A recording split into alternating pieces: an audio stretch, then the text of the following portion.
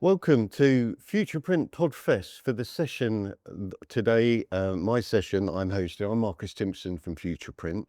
The session is entitled Innovation in Industrial Inkjet. I'll give you a little bit of context. Back in 2014, Fraser and I are part of the team that launched the Imprint show, which was the first show that really focused on industrial print technology, more specifically Inkjet and Inkjet's growing ability to work not just in traditional paper printing, but in more challenging industrial environments.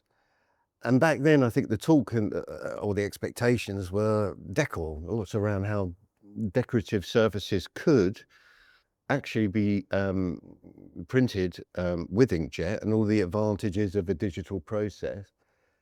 Funny enough, we're still having that conversation in the decor industry. It hasn't quite taken off as expected.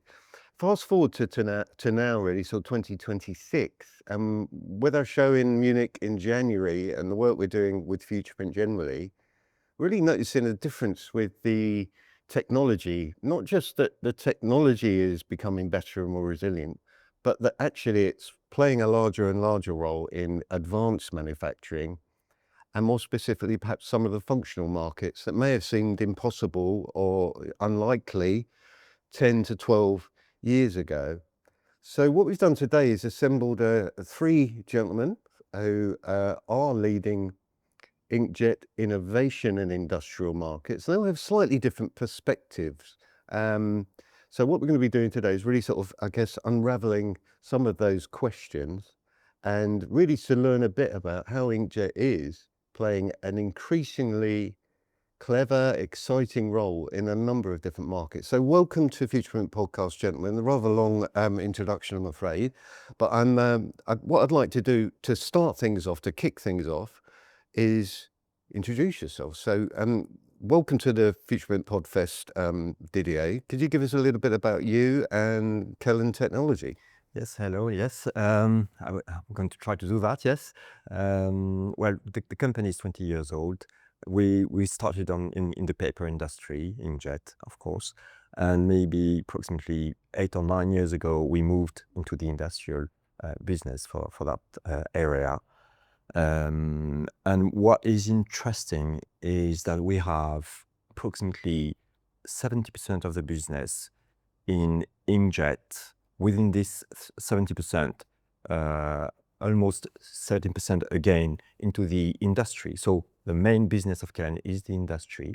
And we also have 30% of the business in printed electronics, dedicated for printed electronics, which is also industrial, but it's the complexity and the type of activities within that is slightly different from the rest of it. So there are functional or graphical activities for the industry mainly, and some others functional for the printed electronics. Yeah, and that's particularly challenging segment, isn't it, in terms of it's a new it's a new thing in the industry. So it's not as I would say industrial as the rest of it. However, it's growing. It's a growing part of our business, and we are moving. It's maybe not exactly the discussion of today, but in this area we are moving into structural printed electronics. It's related with inkjet, but this is the future of. I mean, we're going to talk about that maybe in 5 years' time. Let's say it will be mature.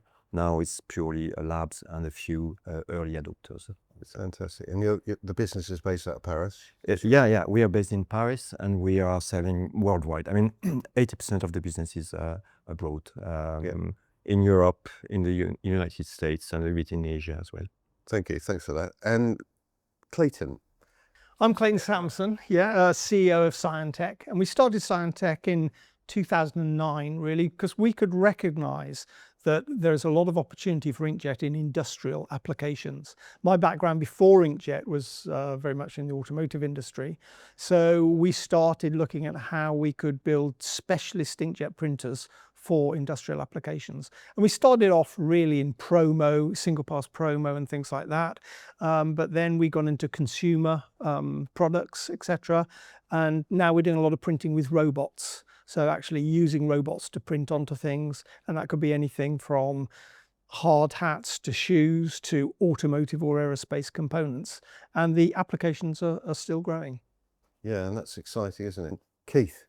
Yeah, Xaar. introduce myself. So yeah, Keith Kenny, Director of Development at Xaar. Yeah, Xaar is a British company, first and foremost, based in Cambridge, the heart of Inkjet. Been around for 36 years. I think people know us within the industry as reliable, robust printhead technology. So, and we design and manufacture in the UK. And you're still the only independent, is that right? That's right. Yeah. Which offers advantages, I think, to people like Clayton and Didier, which is great. Yeah. And our focus, I think this is a really interesting, podcast for us, because our focus at the moment very much is industrial applications and the wide plethora of opportunity that's out there, which really lends to Xaar's technology. So yeah, good to have this chat.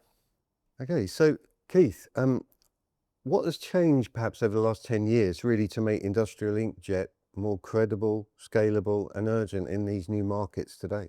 Yeah, okay. So I think, making it more credible is all about robustness of inkjet technology. I think that's really moved on over the last sort of 10 to 15 years. Xaar has always been known for robust, reliable printhead technology, but I think, our competitors have caught up in that, and therefore it means that inkjet is more credible in a manufacturing environment. I think that's what makes it credible. Scalable, I mean, we've moved on with our integrators, with our OEMs, working together with partners, introducing automation, robotics. That means that we can access new manufacturing processes and be able to deliver a whole solution. And urgent, I think urgent is all driven around the environment, the environmental context. I think that, there's a lot of focus right now on reducing energy. There's a lot of focus now on reducing waste, and inkjet seems to be able to deliver that really, really well. But there's numerous applications that I'm sure we'll talk about today that will demonstrate that waste can be deleted really with inkjet technology. So I think it is urgent, and I think it's a good technology that we need to push into more wider applications. Yeah, no, that's a good point, because I think a lot of the movement in the last 10 years has been in the applications, it's been in the integration. It's been companies like Kelenn and ourselves who understand how to use and deploy inkjet and also know its disadvantages and its limitations. And I think that's very important. We have to manage customer expectations on what they're going to get with inkjet. I think that some of the core components, like you say, your printheads have been robust for years, so we haven't seen that really move on in terms of robustness. Ink systems have got a lot better. Fluids have got more interesting, although in the graphics market it seems to me that most of the innovation in fluid technology is fighting legislation, working around banned substances. So I don't see much innovation there, but a lot of the innovation is in the integration, in people understanding what inkjet can do and actually building systems. Yeah, maybe from a user perspective point of view, because they don't realize all that. There is also the fact that the systems are more and more easy to use, friendly, and fast to set up, and that makes it affordable for the industrial companies, because they don't have to teach so much the operators, and that makes a big difference compared to the early time when, for example, we had our hands full of color, and now that never happens. So that is a clear demonstration of the improvement of the ease of use and reliability. I think that's right, and easing adoption. That is the key, right? Easing adoption. I think it is better now. We certainly saw there's a call from customers and OEMs say, well, can you help us? Can you provide an ink system? Can you provide an alignment system for printheads? Can you provide the data path electronics? I think having those modules to be able to provide makes a big difference. On the fluids though, innovation, I agree, maybe not in the graphics world, but outside of graphics, I think industrial innovation is huge in fluids right now, really is. When you think that one of the applications that we're launching is painting cars, who'd have thought that, many years ago that you'd be able to paint a car with an inkjet printhead. So there's a lot of innovation in the industrial side, which I think is terribly exciting. Yeah. And as you say, hands full of ink doesn't happen anymore. Also, the mopping up lakes of ink under machines. We haven't seen this for a long time. Exactly. And some of the factories that because I've visited over the time, I've been to Cyan-Tec as well, they're kind of like very clean, tidy. They don't really seem like factories, but because what you're doing is incredibly specialist, isn't it? And the work that I assume yours too at Kelenn is quite bespoke, isn't it? I mean, you're not building great big sort of boxes that people buy and then put in. You're actually creating quite tailored. It's like the F1 of Yeah, printing in a way, isn't it? most of our applications are, well, a lot of them are completely bespoke. So we'll design a system just for a specific application. But what we're doing now is also making that more modular. So we have modules of standard print engines, standard robotic platforms, and motion system platforms. So we've got a few standards that we can mix and match in order to make a customized machine. But we're still not afraid to design something from scratch for a specific application. Fully agreed with you. Actually, this is interesting because we have similar companies and similar recipes by the end of the day, which is very, very much having a kind of a bricks of a lot of technologies, like bricks that we can assemble for the customers. Yeah. Otherwise we would be out of time for deliveries, of course. Exactly. Now what I see also is regarding our business is each time we can replicate is very good for us and for the market as well, because that tends to grow the market. So one of the problem in Europe is that we have a lot of bespoke applications, same with my company. Yeah. And each time we can see an area of market where we can grow standard products, the market grows with the products. So this is also very interesting with Inkjet. I mean, you wouldn't think of it, but in some cases, we believe we grow the market through Inkjet. We grow the market and the industry because it delivers new applications, actually, new ways of producing, new ways of optimizing and increasing the throughput and the customization, full customization for the customers. And by the end of the day, this is the industry.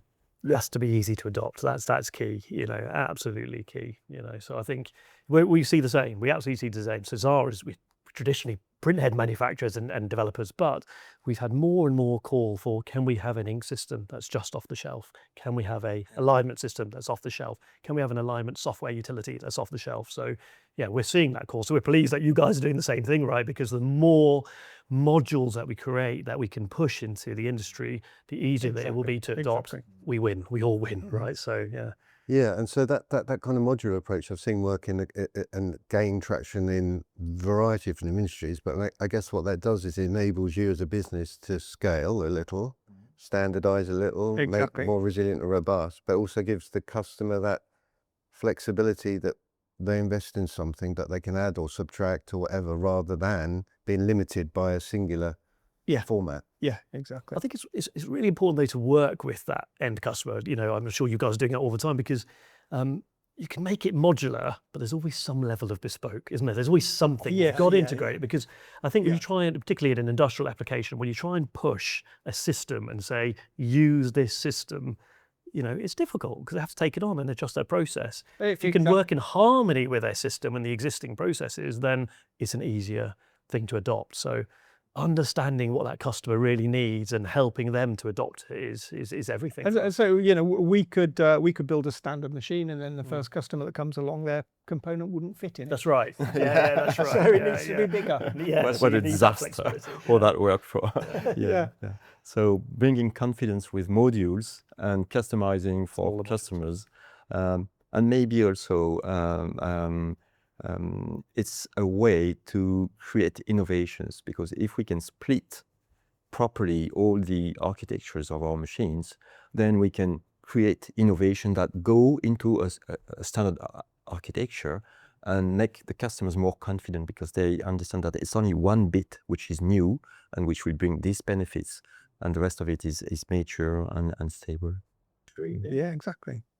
And Clayton, you mentioned, listening to you all talking around the modular things, that's it may be the answer, I don't know. But obviously you mentioned print heads have always been robust from Xaar and people like that. The ultra high viscosity, which is highly innovative and so on, but actually the potential for that was already a few years old now. So it seems like markets are catching up with potential and possibility.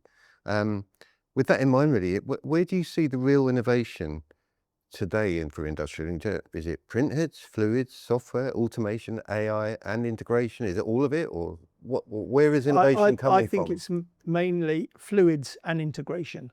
It's taking it into new applications that don't know of inkjet, applications that perhaps don't exist at the moment, and inkjet is a solution. And so, you know, it's the know-how of putting all that together and being able to target an application that I think is the key to the future. Because in the industrial environments, you know, people aren't familiar with inkjet printers. They have an inkjet printer on their desk. They don't know that that thing could put a coating on their aerospace component. They don't know that technology. So, you know, it's our job really to get that message out there and to bring industry to us as we're taking inkjet to industry. So with that in mind, a lot of it is the human connection with people, as you said, understanding their needs and problems, but really coaching them with the potential of inkjet. You must spend a lot of time teaching. Do you spend a lot of time teaching your customers? I mean, this is the main job. Yeah.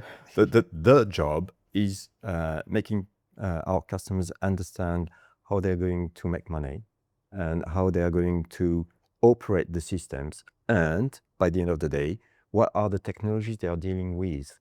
So yeah, if I can add something, because this is very interesting, I do fully agree that the core of it now is the chemistry and the fluid systems and the capability to propose new functionalities through the materials, of course. Yeah. There is another way maybe of innovation that we've been working on, is the mastery of motion. In other words, the print quality being the core as well of the expectation from the customers. When we are able to place drops absolutely properly, always, whichever happening into the production machines, which you know have all sort of difficulties, I would say. This is interesting. This brings innovation for the customers because it's a new level of quality, and we've done some innovation with cameras to replace the encoder wheels or the encoders themselves. Right. And so what we are measuring now is the movement, the true movement of the substrate we are printing on, whichever 3D or 2D. And by doing that, of course, we are getting rid of all sort of vibrations measurements, which should not, Yeah. or issues we know about slip or elasticity, and all these disappear because we are without any contact measuring the movement. So that's something which has been not discussed very much in the last, let's say, 10 years, because the encoders were so reliable. But again, it's an indirect measurement, and I think the new thing is now direct measurement of the substrates movement. I think that's right. I think controlling the substrates is vitally important, absolutely. I mean, we say no innovation in inkjet. Hey, let me tell you guys, we've got lots of innovation going on in Xaar at the moment. And you talk about quality, actually, you know, what's really important? Get the motion perfect, get the substrate stable, get that in the right place. And then we hope that all those drops are absolutely perfect landing. Very, very tough. Yeah, very yeah. difficult. But I tell you, the work we're doing at the moment is trying to make sure that you can tune every single drop to be perfect for velocity and landing, you know, to make sure it's absolutely perfect. We're working on that at the moment. That's a new innovation.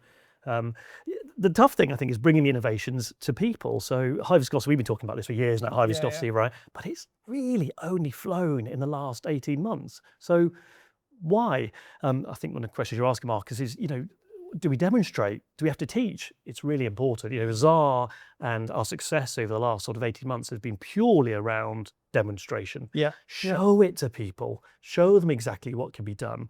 We were at the battery show, you know, earlier this month, and being able to show people exactly what can be done with inkjet was amazing. We were overwhelmed by the response in the automotive industry, who had no idea you could use inkjet to put down precision deposition of coatings onto numerous parts. So I think demonstration is key. It's absolutely key. So we just need to keep doing that. So Yeah, and sorry, and another thing that you know, Xaar printers have always been quite good at long throw distances. Yes. And Yeah. you know, if you're not printing onto a piece of paper, Yeah. inevitably you're going to have quite a throw distance. And going back 10, 15 years, anything more than 2 or 3 millimeters, and you were losing edge definition.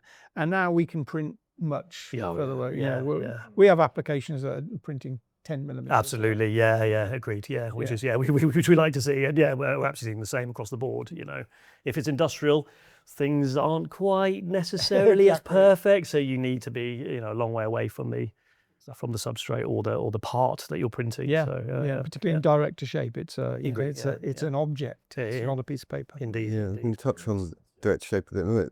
We're talking and we're using the word inkjet, and we were saying earlier, and to some extent it's a little misleading. You said about the inkjet printer on your desk, the engineer doesn't deposition compute even that. Yeah, so tell us a bit about fluid deposition. What is it? What kind of fluids? You mentioned coatings, but it's not just coatings. It can be an array of different things. Yeah. That is technically printing, but it's not printing ink, right? Absolutely. I mean, we're printing everything, and the applications are coming through Xaar technology right now. I mean, whether it's an adhesive, whether it's a paint, whether it's a conformal coating, whether it's a dielectric coating. I mean, it's wide. So yeah, almost inkjet. The word itself almost feels like a barrier to people who don't understand it. You said fluid deposition, precise precision deposition of fluids, of complex fluids. That's what the technology is capable of. So, and just a lay question, not as technically astute as you gentlemen there. Ultra high viscosity means thicker. Yeah, and that special character of the head means that you can jet different thicker fluids that previously weren't necessarily even considered possible. Absolutely, absolutely. So that's one of the benefits of Xaar technology. We can jet high viscosity fluids, higher viscosity than any other print head on the market, and then that just opens a toolkit for chemists. So when you say to them, well, here you go, here's a viscosity range. You were previously constrained. You could only put chemistry into this level of viscosity. Now we open that toolkit up. Suddenly, more applications become possible. So there's no doubt that when we're printing on batteries, you can't print on batteries and put a dielectric coating on there at 100 micron thick without it rolling off the edge with a low viscosity fluid. You just can't do it. You have to have 50, 60, 70 CP fluids. Car painting, exactly the same. We paint cars at the moment with our partners, Didier and Xaar. You paint or you spray through a print head, you deposit droplets onto a surface, it's got to want to flow. Naturally it's going to want to flow. So viscosity is vital to ensure we can access these industrial applications. And we're just seeing more and more and more. And gentlemen, you've got businesses that works with all the components of the kind of offering in terms of technology. And I would assume you use a selection depending on what you need. What kind of, give us a bit more information. You mentioned print electronics. Where's your market focus, Didier? And what give us a little bit of a flavour of the kind of challenges and successes you've had. This is a very complex question because in the industry it's application related, as you said, almost bespoke. So of course we have a focus, I would say, rather in technologies and platforms architecture to deliver to customers. But then, of course, there are applications, let's say, rather than real focus. I can give you some example. For example, in the automotive industry, well, we replace. So it's all about optimizing the processes. So if you have a process where you need to do some deposition and then laser engraving and then again post-treatment, etc. The number of phases are quite 3-4 different phases, so there is a cost for it. Now if in such a we have an example, for example, for the lighting industry, where in one single pass everything is done by inkjet. So yeah, as a result there is a great benefit. So, and in this case, I mean, you've said it, robotics, movements, flow distance, ink formulation. I mean, this is the complexity. So for us, that means that we needed to select and act on the formulation of the ink, be an actor with the formulation. So what I'm pretty sure you do the same. Actually, we have a tight relationship with all these ink manufacturers to customize, organize the products for the printhead and the application. And there is also another application I'm thinking of, which is interesting, where there are actually two ways of resolving the new challenges of the industry. Either having a higher viscosity, that means more pigments, the load, the type of chemistry that we can use, which is different, very good. And there might be other ways that we are actually investigating with a bit of success, but I need to be cautious and wait a little bit, where we are mixing, I would say, chemistries outside during the printing to achieve the same result. And of course, it's just a different way, but interesting as well, because we can control the drop placement absolutely perfectly. So so that's maybe one interesting thing to see in the future. Yeah, exciting. But Clayton, anything you might share? on that? You mentioned market focus, and that is the antithesis of where we live, because the applications can come from anywhere. Yeah, and that's So challenging. it's isn't it? very difficult to focus on a market. Sometimes we can go to a print show and get nothing, and we can go to an automotive surfaces conference and get lots of interest. So it's completely different. I'll give you an example. We did some printing of a hard coat onto internal parts for a car. And these were like dashboards with holes in them and stuff like that. And they want a piano black finish with a nice coating on it. And they were spraying it. And so 80% of it was going up against the wall. And so we said, we can print this with a robot. We make an image of the substrate. We only print where you want to. We won't print through the holes. We saved 80% of the fluid. And it's a solvent fluid. So when it dawned on them that they were saving 80% of their VOC emissions, that was significant. And then you don't need an 8X rated booth anymore.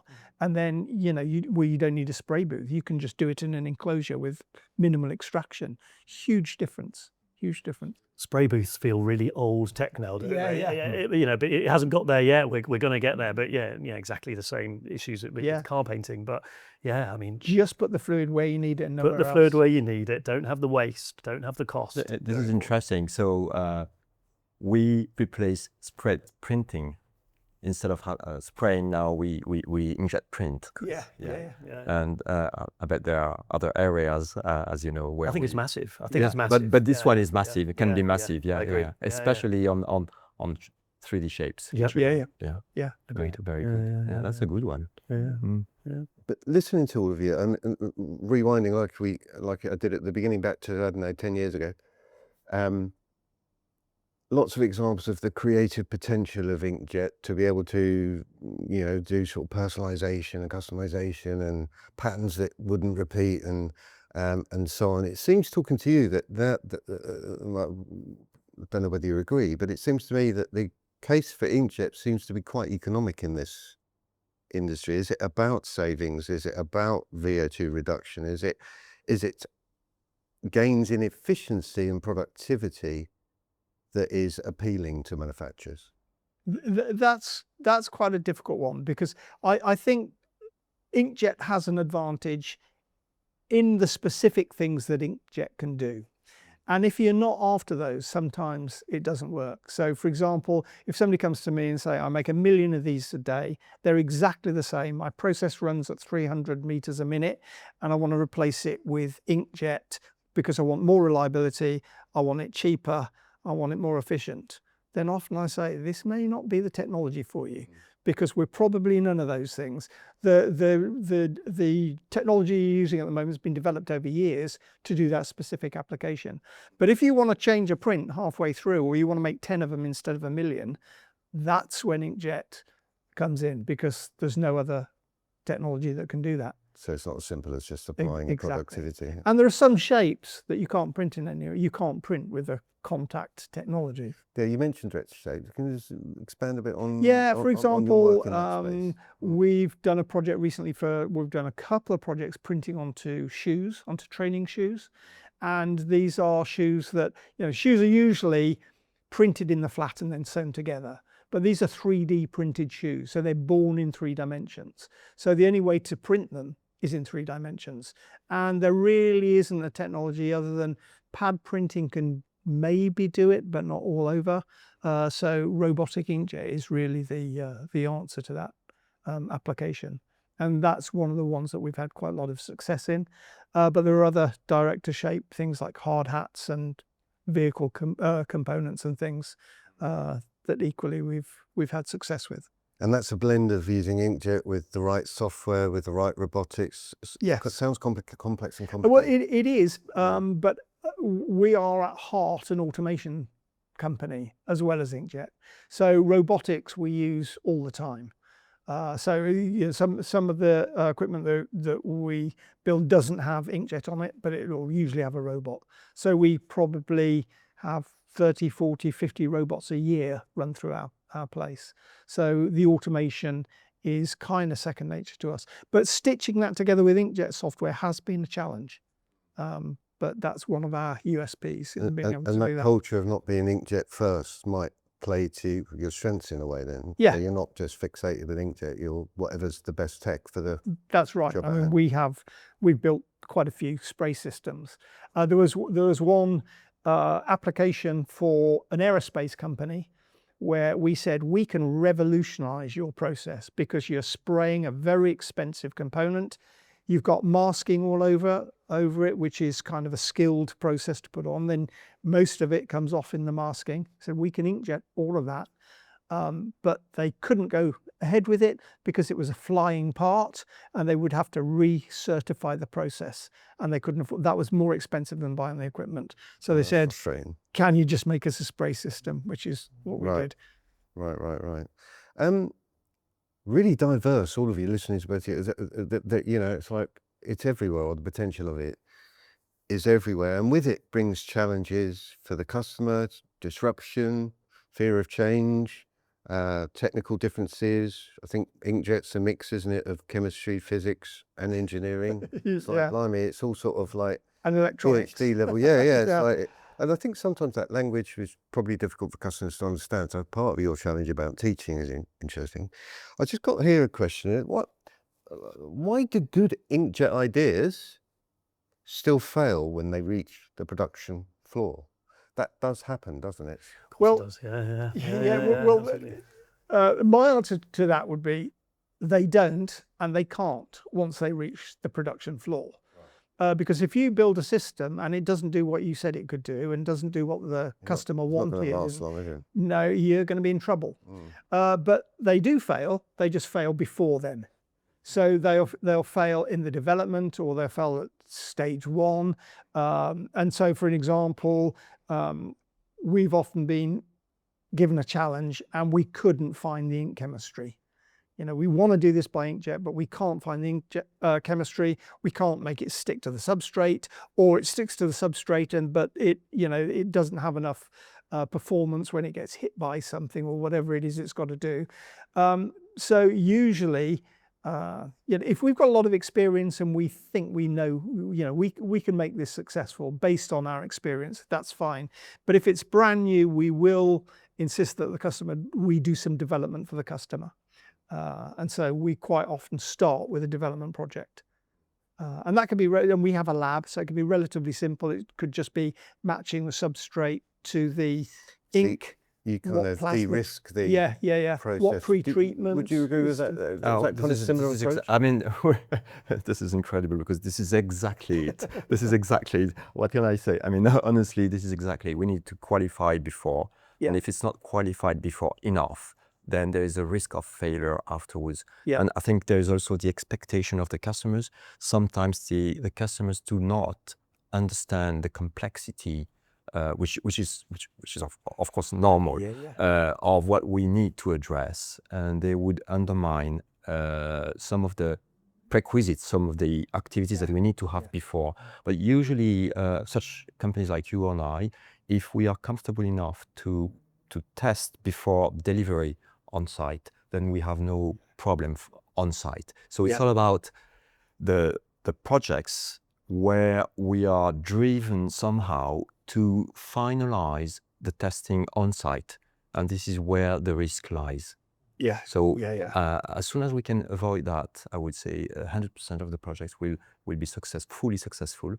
And as you said, another reason where something could fail in production is even if it works perfectly, but the customer doesn't maintain it properly, doesn't operate it properly. We have a clause in all of our quotations which says this is state-of-the-art, high technical piece of equipment. Customer is responsible for having the people with the education and the capability to operate and maintain it properly. Now, we do a lot of training, and that's very important because we like to be hands-off. We like to walk away from it and have the customer be able to operate and maintain it. So we usually train people to quite a high level, actually. But if the customer, we did this one project in the United States, and it was like a packaging company, and the level of education was very low amongst the operators, and it was a real struggle to get people trained. Eventually we found you are going to get it. That's where automation helps, Exactly. right? Exactly. Make it easy to adopt, make it easy to interact with, make it easy. The user interface has to be easy. The automation has to be easy. We need to take away the mystery of Inkjet and make it as easy as possible to adopt. Yeah. So there's a good example I have as well of something of a project which was complex. We developed a machine, placed the machine, fully qualified the machine in-house, that went on site, and discovered too late that the flooring was vibrating with the printing, so we could not achieve the performance because of the environment. So sometimes also it's difficult to estimate properly the environment where we are going to place the machines, and then face big difficulties. We've had exactly that as well. Yeah. We had a machine that was put on a mezzanine. Yeah, exactly. Here we are. Can't go up there. It had to be put down onto the example. A lot about education, learning and coaching by all accounts. And because the digital mindset is different to the analog, and the customer's got to be prepared to be.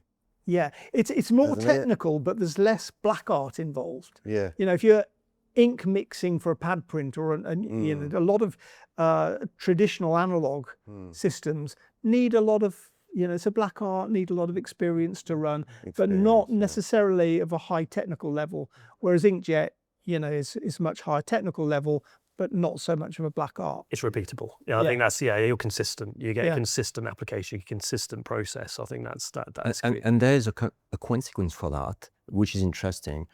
We can remotely train, resolve issues that are, when it's a black art, it's difficult. You need to be there, I would say. Exactly. But now with Inkjet, we can monitor from a distance what's happening and do a lot of support. Remotely. We have tons of applications everywhere worldwide, and we don't travel actually. Same. Absolutely. Our product, right? We absolutely take all remote data. We can help the customer from afar. Exactly. It has to work like that, otherwise it's too challenging. Yeah. So I guess for the companies who are used with analog, it's a little bit strange for them. They need now to understand that a lot of the support for them will be done remotely, so they don't see it, but there are engineers, software or hardware engineers working remotely to make sure that the problems are resolved when there are problems. And the next step, we are preparing for that, if I can say, is including AI into the machines. So we've already started that, where we have MCP protocol, protocols to gather all the information from the machines and be able to connect to any LLM available depending on the applications, so that we can further help the customer resolve issues either by themselves now, just asking the AI what is the problem potentially, or where are the the difficulties that they may face because of the evolution of the machine. And that's also something interesting. I know it's a little bit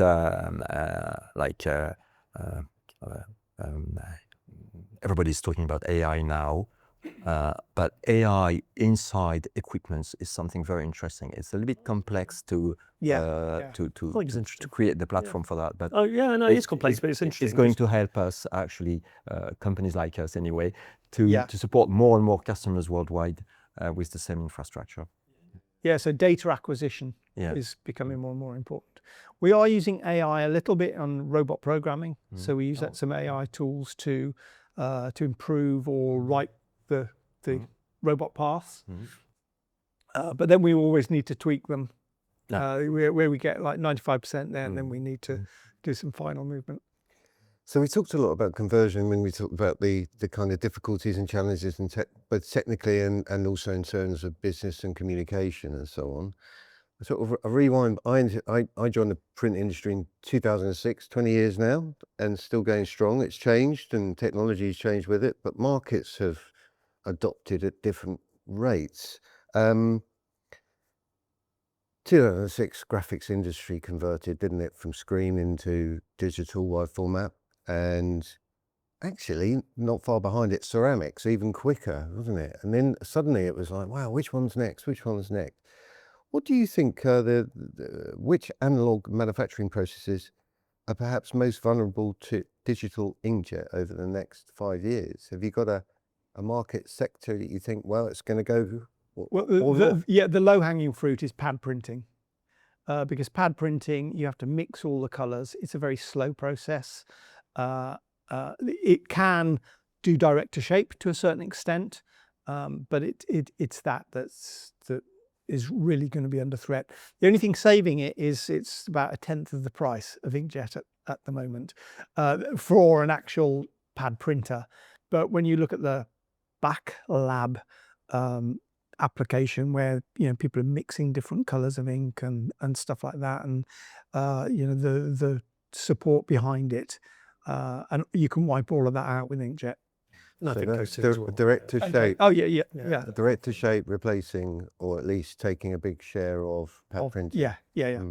And like you say, I can see that. And I think industrial coatings. I think that's the biggie. I think that's so wide. It's hard to call out all the different applications, but it's so wide. And then also we're seeing conversion in the semiconductor business. So traditional ways of depositing coatings on silicon wafers, inkjet is finding a way into that right now. I think that's quite exciting. So I think inkjet will be embedded in silicon chip. It's much more controllable than spray or curtain coating. And again, it's lost spin coating. Exactly. You're losing fluids. It's waste. It's not going exactly where you want it to be. You can't control the thickness in different areas, which inkjet obviously lends itself very nicely to. So yeah, I think there's massive opportunity for us all, which is great. That's what we want. It's not a by any stroke of imagination a dying industry. I think it's growing, and industrial applications are really increasing for us, which is good. Same direction actually, screen printing. Yeah. And with the high viscosity inks or whichever process which are similar, the screen printers they're going to be replaced by inkjet. Honestly, 3 or 4 years ago, that was not the case. We would always say, well, there are some applications which are reserved for screen printing, like pad printing anyway. But now it's a new thing. It's changing, and I think we are going to replace most of the screen printing. Yeah. I think printing electronics as well is a big one. Printing electronics, conformal coating. That's where we're seeing a huge drive towards that. Putting down conformal coating on PCBs at the moment is pretty. It's not very high tech. It's sort of thrown down there. And if you want to put conformal coating only in specific areas on a PCB, inkjet is the way forward. So, yeah, I think that's really going to pick up over the next few years as well. So this is interesting because there's two ways of thinking how to improve the electronics. Either to improve the process of the PCBs, which is the main market, to be honest with you. But there's also a niche market, which is to replace the PCBs. where you print directly everything Yeah, conductive tracks. Yeah, absolutely. on the shell, Yeah, and pick yeah. and place components in one single process, and this is what we're doing actually. We're seeing that, yeah, absolutely. Yeah, That's yeah. gonna So- that's gonna increase as well. Yeah, I totally agree. Yeah. Gentlemen, final question. Industrial inkjet will only fulfill its potential when? For me, when we remove the word ink from the equation, I think, and really make sure people understand the capability of this technology, you know. So, and I think we're doing well. I think we're we're all trying to get out there and access these new markets, because I think we've barely brushed the surface. You know, we've barely touched it, right? So, it will really succeed when we get the message through that it is precision deposition. That's what we're doing of coatings of any functional fluid, and we get that message out, and I think the market just explodes. Yeah, I think you're right. It's about, somehow getting the message to industry that this technology exists and what it can do, because we have spoken to a lot of potential customers and introduced them to inkjet, and they go, "What?" And they just didn't know industrial inkjet existed and what it could do, which is surprising. Particularly in things like aerospace, where you think they're really advanced, but in fact, it's a very slow-moving industry compared to automotive. And we've seen people from the aircraft industry look at a robot and think, "Wow, the future really is here, isn't it?" Yeah, it is. Yeah. And we say, "Well, we've been using these for 40 years in the automotive industry, but they haven't seen a robot before." So, there are a lot of industries out there that are just completely unaware of inkjet, and so we need to get the message out. Brilliant. Well, I would say, I mean, there are also a lot of industries. So for each industry, there is a specific case. But if we tend to try to have to generalize, when we can have a secure process for drop placement on the substrate, on any substrate, that means that we can match the best quality of analog systems.